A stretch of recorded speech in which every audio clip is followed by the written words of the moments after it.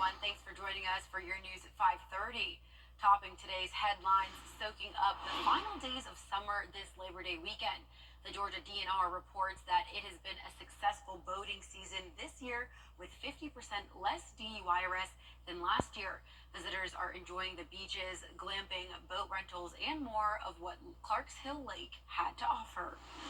Plus, the South Carolina Department of Transportation announcing road construction headed to Aiken County. The proposal for widening Belvedere and Clearwater roads would be to prevent accidents by creating a 4-lane street, keeping bike riders and pedestrians safe. There is not a confirmed start or end date for construction. And in Williston, several water main breaks have been repaired, but residents are still under a boil water advisory. The town had low water pressure and undrinkable water after the main well went down Friday. Officials set up distribution points for bottled and distilled water to make sure people had access to safe drinking water. The town is still waiting for the Department of Health to conduct a sampling in order to lift the advisory. More on these headlines at 6. But first, coverage you can count on begins now in Clemson as a video has gone viral of a naked man riding on a campus transit. Here's Kelsey O'Donnell with more. I didn't know what to say. It was pretty disturbing. It was crazy. It's the buzz around campus. Bonnie County deputies say 21-year-old Dalen Dix was captured on camera without clothes. He's accused of assaulting his roommate on a Clemson area transit bus. Yeah, that caught campus pretty quick. I think everyone was off guard. I didn't comprehend the fact that that came from our school out of all places. Deputies tell us it happened off campus near High Point Boulevard in Seneca. Housing management sent out an alert Tuesday notifying residents of the temporary disruption to the route. In an incident report, deputies say Dix chased his roommate toward a Clemson area transit bus, beat him several times, and then returned to a nearby apartment complex.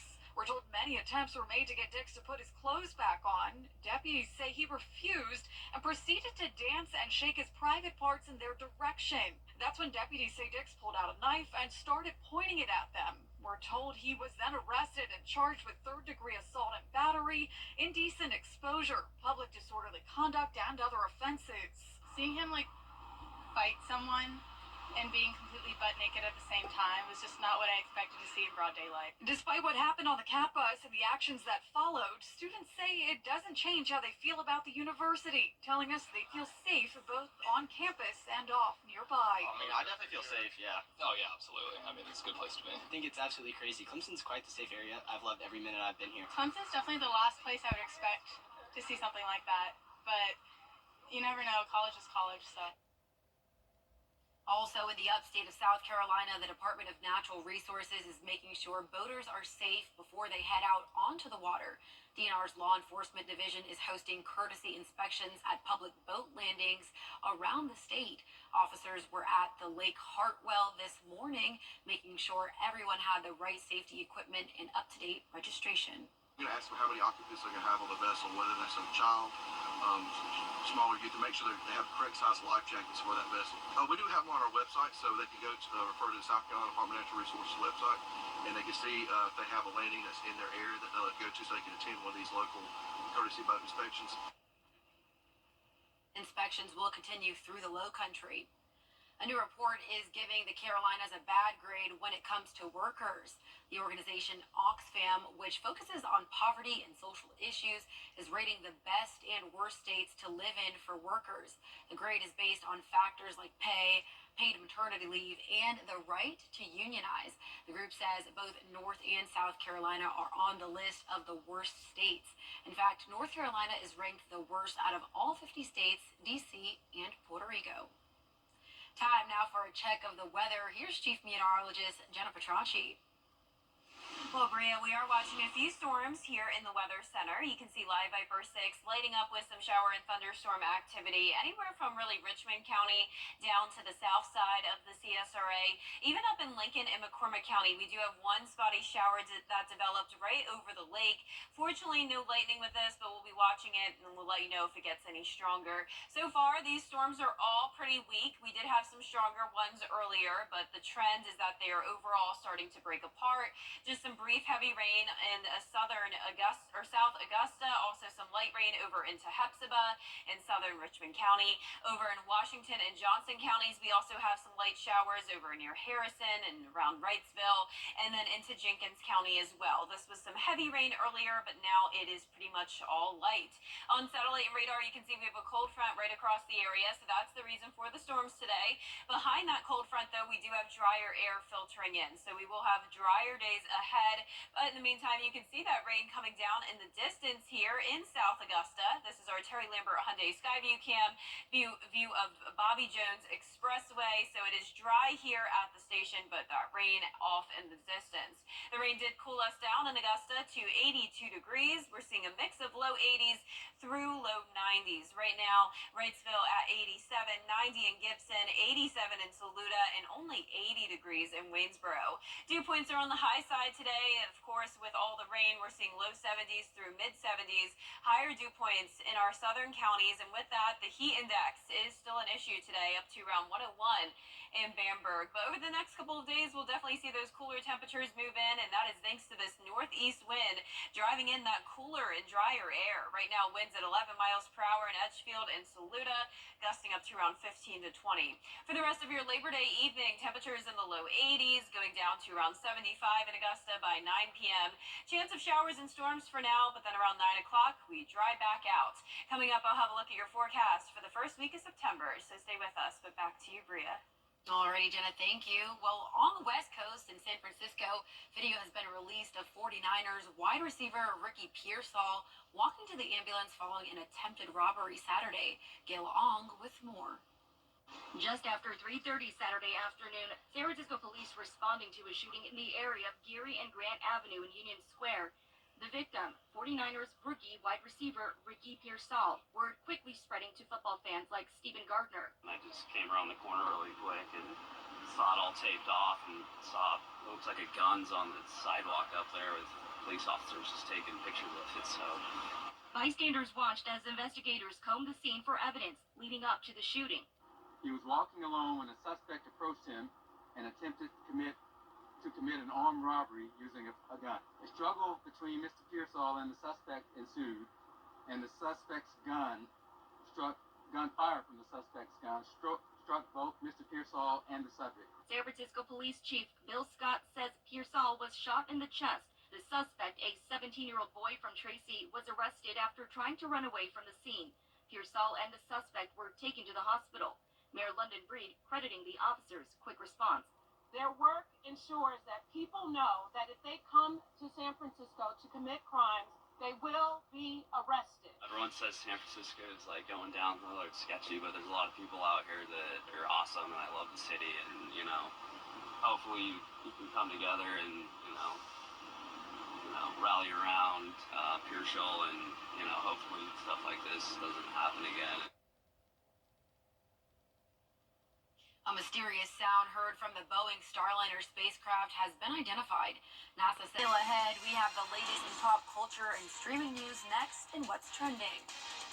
And Labor Day rain and storms for us today, and then later on this week, we will see some cooler temperatures for the first several days of September. But with it also being September, we have to watch the tropics very closely. I'll have more details on that coming up. You'll pay the price. I'm Kamala Harris, and I approve this message. Live for 6 is weather coverage you can count on. Welcome back to What's Trending, everyone. Barbie fans are questioning the timing of the release of the Barbie flip phone. Mattel and Human Mobile Devices teamed up to release the Barbie-themed device. It's bright pink. The phone says, "Hi, Barbie," when users open it. And there is also a missed call from Ken. It supports calls and texts, but not internet. People are questioning why they chose to release it now instead of last summer, along with the record-breaking movie. The price tag is $130, which some on social media are calling diabolical. Well, I actually like it, and if you can make text, then that's perfectly okay with me. And Disney-owned channels, including ABC and ESPN, went dark on DirecTV yesterday after failed contract talks. ESPN was showing the fourth round of the U.S. Open when it went off the air last night. This was also the first full weekend of college football. DirecTV says Disney wants the company to waive all future legal claims that its behavior is anti-competitive. Disney says they do not want to be undervalued by DirecTV. No word on when an agreement will be reached. But last year, Disney Entertainment went black on DirecTV for nearly 12 days. Now it's time for your entertainment report as Brad Pitt and George Clooney hit the Venice Film Festival for the world premiere of Wolves. Here's Lauren Sarian. We start by jetting over to Venice for the 81st Annual Film Festival. Over the weekend, the stars of the upcoming action comedy hit the red carpet. There's an art to this you may not realize. But they're saying the same thing over and over. Let's see your technique. Wish I would do my luggage cart trick. Admit it. It's cool. Okay, fine. It's very cool. Why'd you get the thrust? Brad Pitt and George Clooney continued their 23-year on-screen collaboration with their new movie, Wolves. The pair arrived at the film festival on a boat and were greeted by fans. Clooney and Pitt also signed autographs for fans before heading in for the movie's press conference. Clooney spoke about their friendship and how it made things easy on the set. Brad and I have been doing this a long time, separately and together, and part of what was fun about this was, there is a rhythm to talking over top of one another. I think over a period of time, we just had the rhythm worked pretty well right on the bat. We just felt like it's easy. It just felt like from the minute I read the script, from the minute we got on the set, that sort of banter, the way we kind of blast at each other the whole time, just felt easy, Later in the evening, the cast of the film hit the red carpet. Clooney was joined by his beautiful wife Amal, and Pitt was joined by his new boo, jewelry industry tycoon, Inez de Ramon. Amy Ryan also was on hand. And actually, at one point, a photographer fell down in the front of the Clooneys, and they helped him up. Now that is what you call Hollywood cool. The film had its world premiere shortly after, and the stars were met with a nearly 5-minute standing ovation.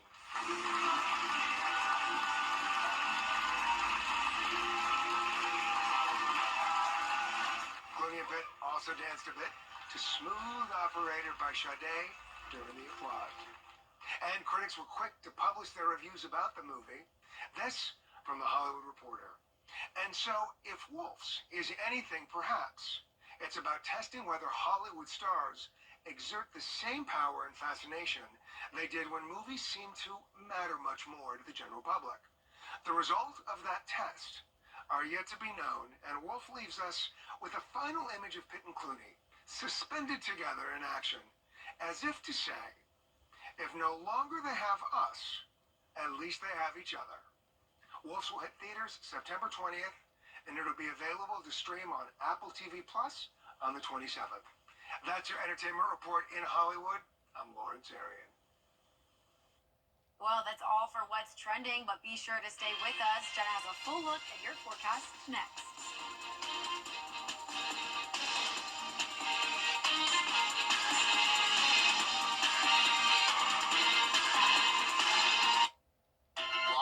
Skyview Network is sponsored by Terry Lambert Hyundai. Low prices, big selection, and committed to quality customer service. Now, your most accurate forecast with WJBF Live 5/6. Welcome back. I hope you're enjoying your long weekend and hopefully you're staying dry. We've definitely had a good amount of rain over the past few days, a few thunderstorms as well. Some of them have been strong at times, but no strong storms right now, nothing severe to worry about. You can see it's mostly just light rain now. We have this one spotty shower in northern Lincoln County. Then as we jump down to Richmond County, we do have some heavy rain around Bobby Jones and South Augusta, even into downtown a little bit, and then out towards the west, light showers into Washington County. There's Harrison and Kite, and also more rain coming in from the west with a couple lightning strikes. So over the next few hours, we'll still have the chance of a few pop-up showers and storms, not expecting them to get very strong. No severe weather expected. And then as we go into around 11 o'clock and into midnight, that's when we'll dry out, be left with partly cloudy skies overnight. You can see those clouds already starting to break apart here over at Wall All-Star MCG Health on our Terry Lambert Hyundai Skyview cam. The rain did cool us down to 82 degrees, feeling like 88 though, so it is still pretty muggy outside. Dew points in the low 70s. Anywhere from the low 80s to low 90s this evening. 91 still in Sparta, 92 in Lincolnton, 89 in Saluda, Barnwell at 88, and only 86 down in Allendale. We do have a cold front situated across the CSRA, and behind it, we have the cooler and drier air moving in. You can definitely see that now on water vapor. Pretty intense contrast here between the dry and moist air. So over the next couple of days, I'm not expecting any rain. However, we will be in the wedge setup with that stalled frontal boundary to the south. So southern Georgia and Florida will have a lot of shower activity, but for us, it's just going to be some cloud cover along with those cooler temperatures for your first week of September. Notice all of these 80s, even into next week. We'll be all the way down to 80 degrees on Friday, and next week a lot of mid 80s, so staying below average. And same thing with our low temperatures. So 68 tonight, but that'll be the warmest it gets. We're eventually going to go all the way down to 60 degrees to start next Monday morning. So no chance of rain for now, but those rain chances do increase Thursday night into the first half of Saturday, and it's all from this disturbance over in Texas, along with that stalled frontal boundary. All of this moisture will move into our area, and you can see that here on the Futurecast. This is Thursday at lunchtime, so we're starting out the day dry, but then late Thursday into the overnight hours of Friday, pretty high chance of rain. So throughout most of Friday, I would suggest indoor plans. It will definitely be a pretty rainy one, but this disturbance is not expected to become tropical, and it will be out of here by Saturday. But speaking of the tropics, we do have two areas to watch for potential tropical development, so we will keep you updated on that, especially as we go into next week. But in the meantime, your 10-day forecast not showing a whole lot of rain. As we go into next week, mostly sunny days ahead, and still seeing those cooler temperatures, especially next Tuesday morning. Bria, only 59 degrees. I'm looking forward to it. Yes. Like I mentioned to you, I would love to walk my dog, especially in the night and the evening. Yeah. So those cooler temperatures coming in. Yeah, and lower humidity too. Absolutely. Thank you, Jenna. Coming up, a video is going viral of what some are calling the longest car wash. That story in just a moment. The Giving Your Best Award salutes volunteers in the CSRA for going above and beyond in our community. The Giving Your Best partners congratulate Tamara Wilkerson, founder of the nonprofit gym Day One Fitness, which helps people living with debilitating neurological conditions fight back from day one of their diagnosis to slow the progression of degenerative diseases. Giving Your Best is brought to you by Science Co., Piedmont Augusta, Security Federal Bank, and News Channel 6. Coleman Services.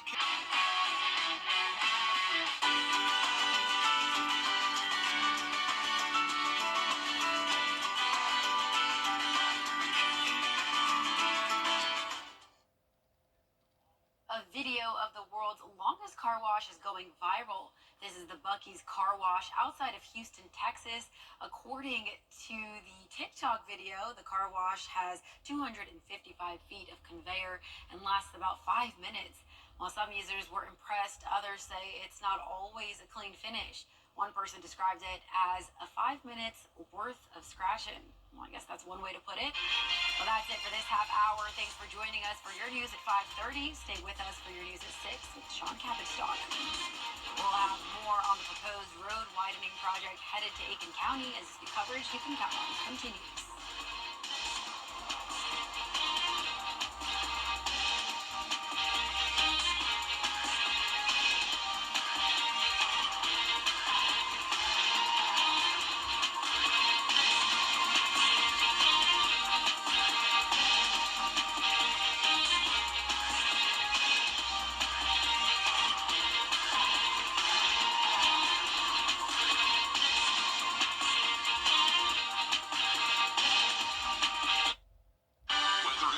WJBF News Channel 6, brought to you by Hickson Roofing. If your roof needs fixing, call Mr. Hickson.